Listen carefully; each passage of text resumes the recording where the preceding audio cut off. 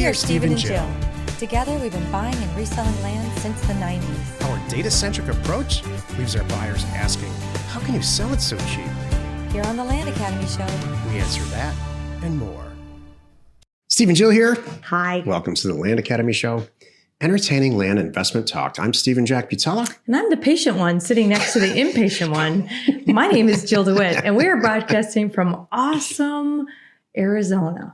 Today, Jill and I talk about why is Jill confused about our accountant's email. Okay, don't say anything.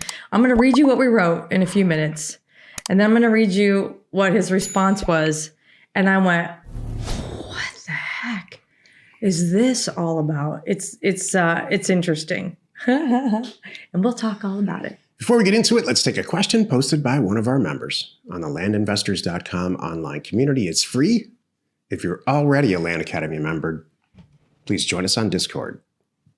John wrote, I'm curious how others may approach pricing this situation. Small county with only 2 zip codes. Good, not great market. Has a lake, but the lake doesn't appear to influence home values. Only doing less than 1 acre lots. Here's what I'm trying to square up. Medium home values are between $200,000 and $250,000, and Zillow's searches reinforce that pricing. The county treats most of the lots like they're worth a couple of beers and not much more, except for a handful of properties that they think are worth between $60,000 and $70,000. Nothing vacant is currently for sale. Taxes seem to have no relation to valuation of properties. 1 lot sold in the past year for $10,000.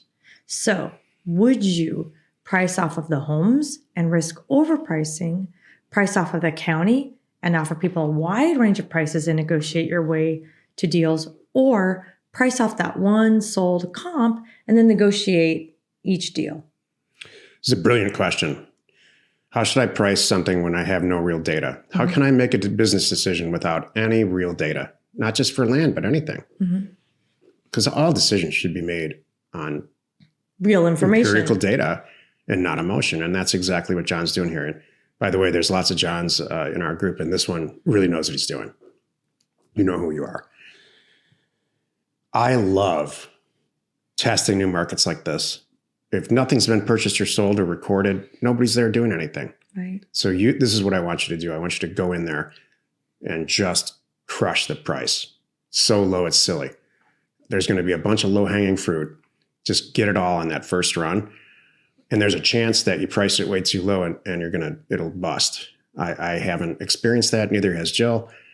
And most people, I bet, John, you haven't either. I don't think anyone has had it, just a completely failed I argue.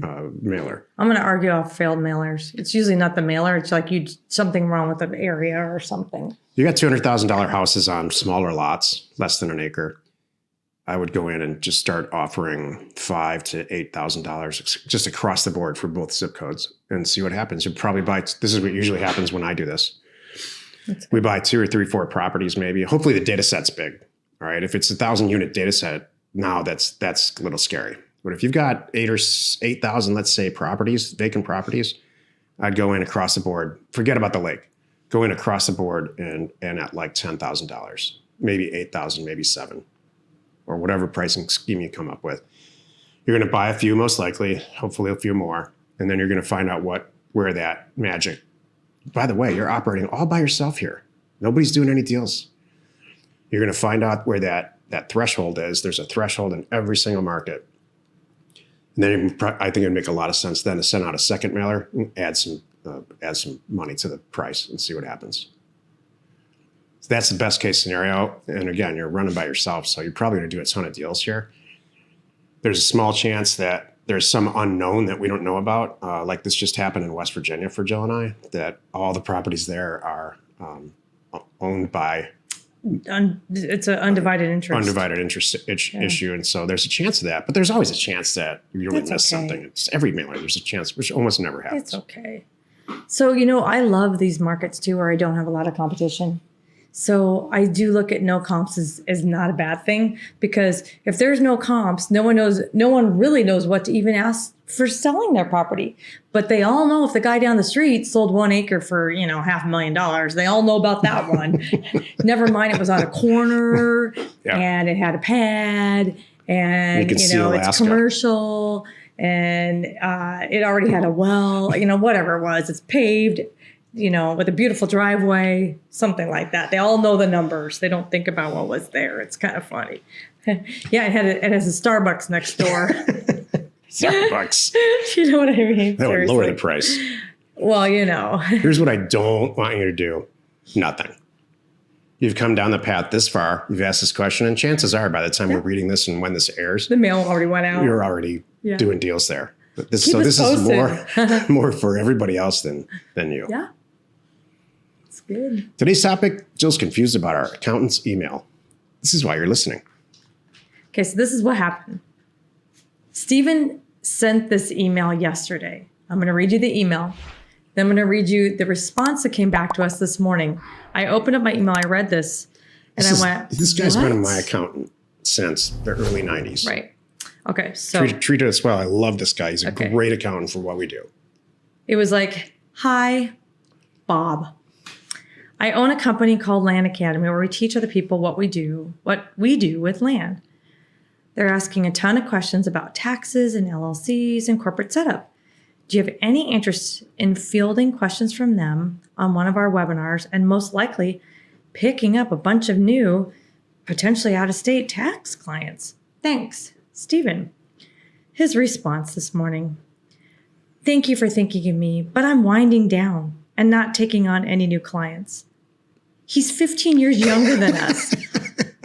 What the heck? Are we overpaying him? I don't think so. So, what?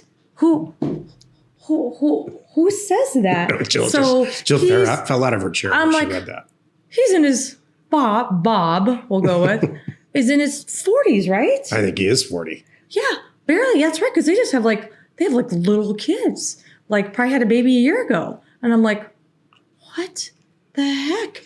What? And so it prompted this discussion as we started to have this on the couch today. We actually have a couch in our bedroom. We were sitting on the couch in the bedroom and talking. I just went into what's the mindset behind this? Who says, no, I'm good. We're done, because it's not us. So, and it's not most of Land Academy, I think, maybe the people that I hang out with. So I'm really confused by this mindset. So can you please enlighten me? Well, here's what Jill's really saying. Jill, she doesn't stop, and neither do I. We're not going to stop. We're going to launch multiple new products this year. It's July? Almost August. We have 2, maybe 3 new products ready to launch this year. We've already launched probably 3, and it's just not going to stop. We're not going to stop. Yeah. And so I don't know what the top, here's what I really think is going on with him, because I've known him I was his first client, his very first client. And you were going to be his last client, it sounds like. For some reason, he's, I'm sure, from a number standpoint, figured it out where I'm sure his house is paid off, his kids' education is funded. He's got several people I know, because I speak with them every year, under him that are very capable tax accountants. And so I think he's probably hit some number in his head where he's making a certain amount of money a month, and he's done. And that's it. And maybe his priorities now are, I'm collecting all this money. Other people are doing these tax returns. There's 10, 15, 20 clients that I really take care of, us included, fortunately. And that's it. And I'm going to let the people under me do the real work. Well, I would think that they would grow the business, that they would then take over and grow the business, which is really kind of interesting. I would set up 1 or 2 special people, Land Academy people, like the Philippines have done for us, and like Pat Live has done for us, without us even asking, and see this as a real, not a lot of work, and A revenue stream. taking on a highly educated group of people, which is what Land Academy is. Yeah. Educated about what they want, what they expect, and they're good customers. I mean, we create very good customers for all these vendors. Mm-hmm. And so, but he just said no, nope. It's the funniest thing. I'm like, are you seriously turning down money?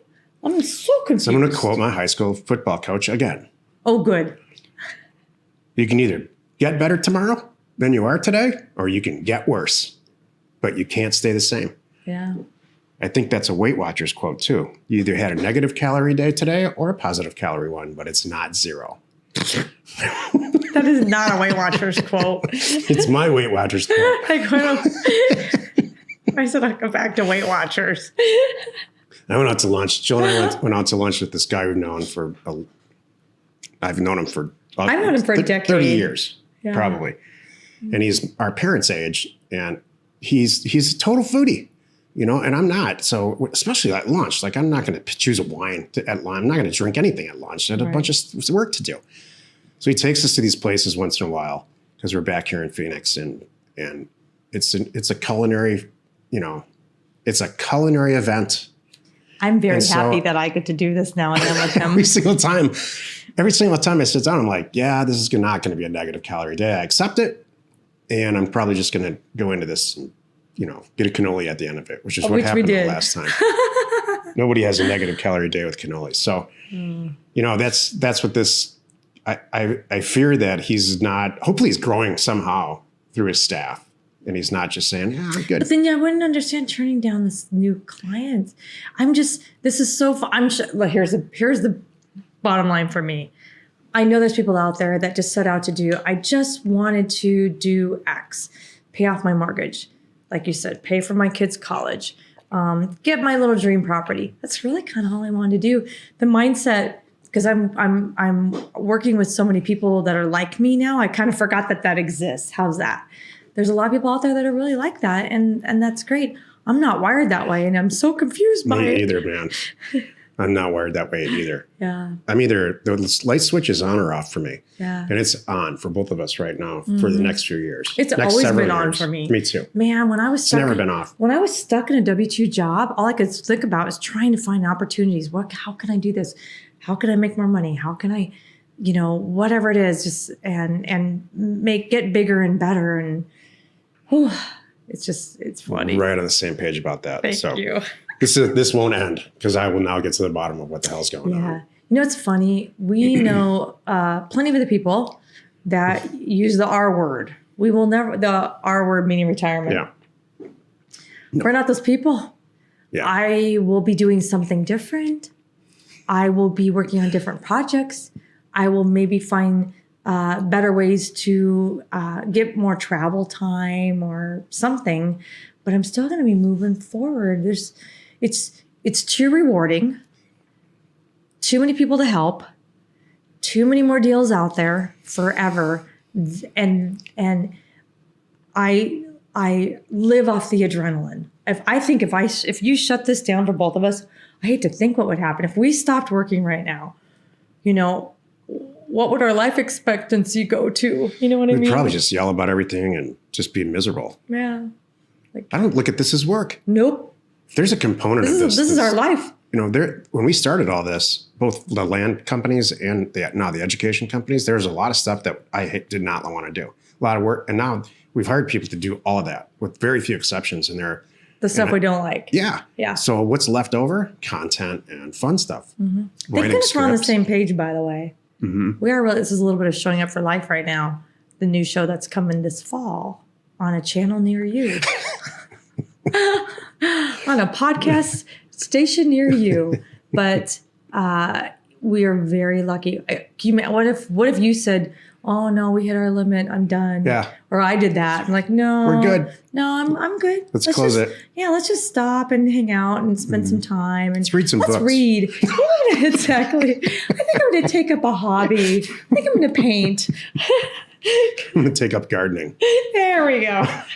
There's nothing wrong with those things. But Correct. how about we do it after we're done, you know, It's just not us. making a massive impact on the world? That's true. Like painting is for you. We'll do it Gardening on the side. is a person. Yeah. Exactly. On the side, like there are a few things like that. Don't get me wrong, that I really would like to do. I would love to be a good photographer.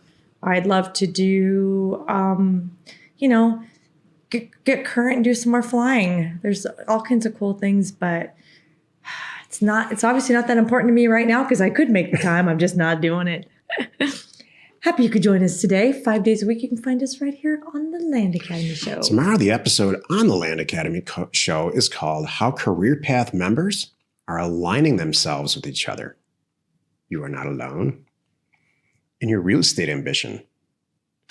It is amazing to me, even at this age, when you put a bunch of people in a room or a virtual room that are really motivated to do the same thing, what they come up with together behind the curtain, behind what even Jill and I see. So there's a 5 or 10 minute turn on Zoom and Jill and I are not there, and the deals that go on. We'll talk about it tomorrow. Yep. If you're interested in learning more about us or what we do, please check out landacademy.com or houseacademy.com.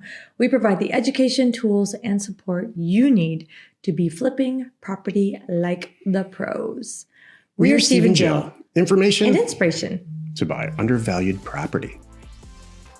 We hope you found our content valuable and we appreciate your support. If you have not already, please check out our channel and hit the subscribe button. And your comments and suggestions help us to create the content you're here for. Hitting the like button helps to support our channel's algorithm and gauge your interest for future shows.